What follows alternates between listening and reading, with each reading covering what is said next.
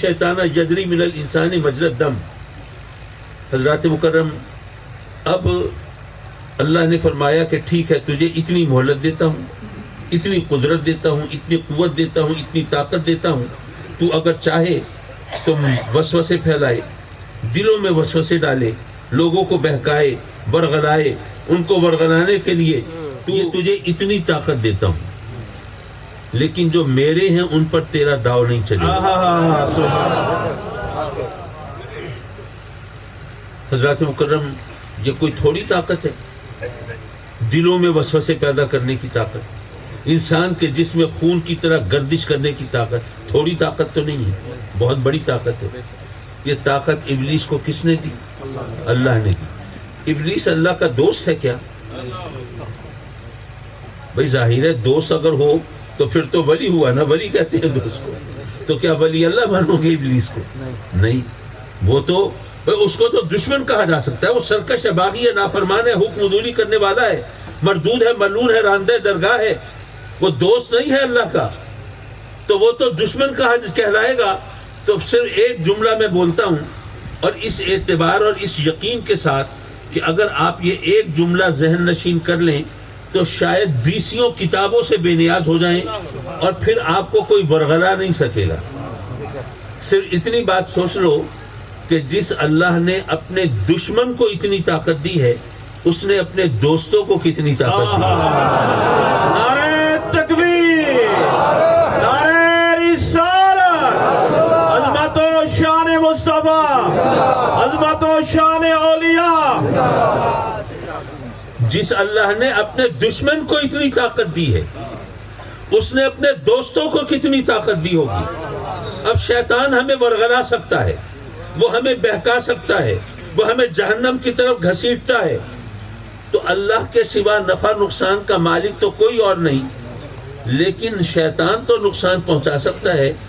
تو ذرا سوچئے, نقصان پہنچانے کی طاقت اگر اللہ کے دشمن کو ہے تو فائدہ پہنچانے کی طاقت اللہ کے دوستوں کو نہیں ہے. کیا بات ہے, سبحان اللہ, سبحان اللہ, واہ واہ. کیا پھر اس بات کا کیا مطلب ہوا کہ جی نفع نقصان تو بس اللہ کے ہاتھ میں ہے؟ تو اس کا مطلب بڑا سیدھا سادہ سا ہے. میں بلکہ اس کو دیر میں تقریر ختم کرنا چاہتا تھا, لیکن ایک خیال آیا, وہ بھی بیان کرتا چلوں. سبحان اللہ. نعرہ تکبیر, نعرہ رسالت, فیضان کرم حضور غزالی زمان, آستانہ علی عزیزہ آباد شریف. ہمارا ایمان ہے, ہمارا عقیدہ ہے کہ اللہ کی مرضی کے بغیر پتہ تک نہیں ہلتا. بات صحیح ہے غلط ہے؟ لیکن یارو عجیب بات ہے, اللہ کی مرضی کے بغیر تو پتہ تک نہیں ہل سکتا, اور یہ ہمارا ایمان ہے. لیکن تمہاری مرضی ہوتی ہے, تم تو پورا درخت کاٹ کے گرا دیتے ہو. بلکہ سنا ہے وہ موٹر وے کے راستے میں جنگل آئے تو جنگلوں کا صفایا کر دیا. اب عقیدہ یہ ہے کہ اللہ کی مرضی کے بغیر پتہ تک نہیں ہل سکتا, اور تجربہ اور مشاہدہ یہ ہے کہ ہماری مرضی ہو تو ہم جنگلوں کا صفایا کر دیں. تو وہ عقیدہ جو تجربے مشاہدے کے خلاف ہو, وہ کب تک چلے گا, اور وہ صحیح کیسے ہو سکتا ہے؟ لیکن ہمارا اگر عقیدہ صدیوں سے چل رہا ہے اور صحیح ہے, تو ماننا پڑے گا کہ ہم سے کہیں سمجھنے میں غلطی ہوئی ہے. میں ایک جملہ بول رہا ہوں, اس پہ ذرا بعد میں بھی آپ غور کرتے رہیں گے تو انشاءاللہ آپ کو رہنمائی ملے گی. دیکھیے بات یہ ہے کہ اللہ نے طاقت دی ہے تو جنگلوں کا صفایا کر دیتے ہو, طاقت دی ہے تو جنگلوں کا صفایا کر دیتے ہو. وہ طاقت نہ دیتا تو پتہ ہلا کے دکھا دیتے ہو. اب یہ اس کی بخشی ہوئی طاقت کی بات ہے. جب وہ طاقت بخشتا ہے تو پھر حساب لیتا ہے نا, ورنہ حساب کتاب ہی بیکار ہو جائے, پھر یہ سزا جزا کا تصور ہی باطل ہو جائے. بھائی جب اس کی مرضی کے بغیر پتھر تک نہیں ہل سکتا تو لوگ بحث کرتے ہیں نا کہ جناب پھر ہمارا قصور کیا ہے, ہمیں سزا کیوں ملے گی, ہمیں جہنم کا ایندھن کیوں بنایا جائے گا, یہ ہمارے لیے سختی کیوں ہے. تو بڑا سیدھا سادہ جواب ہے کہ اس نے طاقت دی ہے تو حساب لے رہا ہے. اور یہ ہم سب مانتے ہیں کہ اس نے طاقت دی ہے, اسی لیے تو حساب کتاب کا تصور ہے. تو جب جس کو نقصان پہنچانے کی طاقت دی ہے وہ نقصان پہنچا سکتا ہے، جس کو نفع پہنچانے کی طاقت دی ہے وہ نفع پہنچا سکتا ہے. حضرات مکرم، یہ اللہ تبارک و تعالیٰ نے یہ نظام سمجھنے کی ضرورت ہے. جو اللہ کے دوست ہیں، اچھا ایک بڑی سیدھی اور آسان سی بات ہے. میری یہ خواہش ہوتی ہے، علماء کرام ماشاءاللہ قرآن اور حدیث سے دلائل کے انبار لگاتے ہیں اور لوگوں کو سمجھاتے ہیں. میں اپنی اوقات اور حیثیت کے مطابق یہ سوچتا ہوں لوگوں کو وہ بات سمجھا دوں جو ان کی عقل میں بیٹھ جائے اور پھر لوگ ان کو ورغلا نہ سکے، بہکا نہ سکے. اگر کوئی میری بات نہ سمجھے تو کوئی بھی وجہ ہو سکتی ہے. ایک لینگویج بیریئر ہو سکتا ہے، زبان کا فرق ہو سکتا ہے. میں اردو بول رہا ہوں، آپ کی زبان پنجابی ہے یا سرائکی ہے یا سندھی ہے، تو آپ کی سمجھ میں نہیں آئی، کوئی وجہ ہو سکتی ہے نا.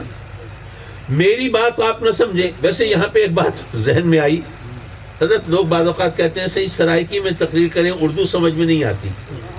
تقریر تو اردو کی سمجھ میں نہیں آتی، ٹی وی کے ڈرامے سارے اردو کے سمجھ میں آ جاتے ہیں. وہ دوست کہہ رہے ہیں وہ انگلش کے بھی آ جاتے ہیں. وہ دراصل انگلش کے ڈرامے سننے کے لیے نہیں ہوتے، وہ ان کے دیکھنے کے لیے ہوتے ہیں. اللہ رحم کرے. حضرات مکرم، میں یہ عرض کر رہا تھا کہ اگر آپ میری بات نہ سمجھے کوئی بھی وجہ ہو سکتی ہے، لیکن اگر کوئی خود اپنی بات نہ سمجھے تو اس کو سوائے حماقت یا پاگل پن کی اور کیا کہا جائے گا. اپنی بات تو سمجھنی چاہیے نا. یہ بے وقوف ہیں جو خود اپنی بات نہیں سمجھتے. کہتے ہیں اللہ کے ولیوں کے پلے کچھ نہیں، وہ کچھ نہیں کر سکتے. ولی کہتے کسے ہیں؟ ولی کہتے ہیں دوست کو، ولی کہتے ہیں محبوب کو. جو اللہ کا دوست ہو، جو اللہ کا محبوب ہو، وہ اللہ کا ولی ہے. اب یہ کہتے ہیں اللہ کے ولی کچھ نہیں کر سکتے. میں آپ سے پوچھتا ہوں، آپ کے علاقے میں وزیر اعظم، وزیر اعلیٰ کا کوئی دوست ہو، کچھ کر سکے گا کہ نہیں؟ اچھا وزیر اعظم، وزیر اعلیٰ تو بہت اونچی چیزیں ہیں، لیکن کسی D S P, S H O کا کوئی دوست ہو، کیا خیال ہے؟ اس سے ذرا پنکھا لے کے دیکھیں، پتہ چل جائے گا. حضرات مکرم، اب کسی D S P, S H O کا دوست تو بہت کچھ کر سکے اور تم کہو کہ اللہ کا دوست کچھ نہیں کر سکتا. یہ پاگل پن ہے کہ نہیں ہے؟ یعنی بندہ خود اپنی بات نہیں سمجھ رہا. اسی طرح کہتے ہیں یہ نبی کو غیب کا علم نہیں. بھائی نبی ایک لفظ ہے، اس کا کوئی مطلب ہوگا نا. مطلب کیا ہے؟ اچھا میں آپ کو ایک اور طریقے سے سمجھاؤں، ورنہ خواہ مخواہ بحث مباحث سے چلتے رہیں گے. آج کل جو موبائل فونز ہیں نا، اس میں ڈکشنری انسٹالڈ ہے. ڈکشنری، انگریزی کی ڈکشنری موجود ہے اس میں. اب ہمیں عربی کے الفاظ نہیں آتے سمجھ، کیونکہ انگلش میڈیم سکولز میں ہم پڑھے ہوئے ہیں. تو آپ ایسا کریں کہ آپ میں سے اکثر لوگوں کو پتا ہوگا کہ نبی کو انگریزی میں کیا کہتے ہیں؟ پروفٹ. PROPHET، prophet. آپ اپنا موبائل کھولیں، میرا موبائل نہ لیں، شاید میں نے کوئی ڈنڈی ماری ہوئی ہو. اپنا موبائل، اس میں ڈکشنری کھولیں، اس میں پروفٹ کا ورڈ ٹائپ کریں، اس کا مطلب دیکھیں. مجھے یقین ہے میں نے اب ظاہر قرآن حدیث کی طرح وہ ڈکشنری کو رٹا تو نہیں ہے، لیکن جو کچھ لکھا tells about the future, about the unseen. نبی وہ شخص ہے جو کہ مستقبل کی باتیں بتائے، اندیکھی چیزوں کے بارے میں بتائے. سبحان اللہ. حضرات مکرم، یہیں بیٹھے بیٹھے آپ فیصلہ کر سکتے ہیں کہ نبی کا جو مطلب میں نے بتایا، جس کو ہم اپنی بولی میں کہیں تو یوں کہتے ہیں کہ نبی وہ ہے جو غیب کی خبریں دینے والا. بے شک. سبحان اللہ.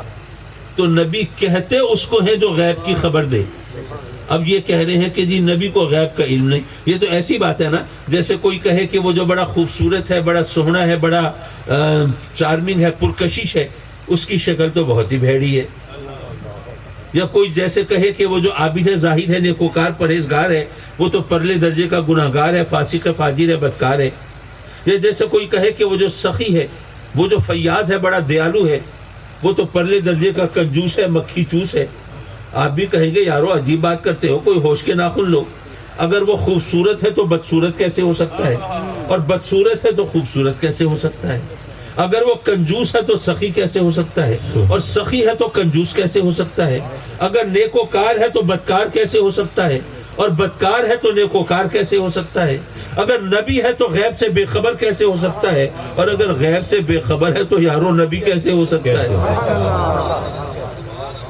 بیچارے جو کہتے ہیں وہ سمجھتے نہیں. تو حضرات مکرم تقریر میں کر چکا, ایک نصیحت کر دوں آخر میں.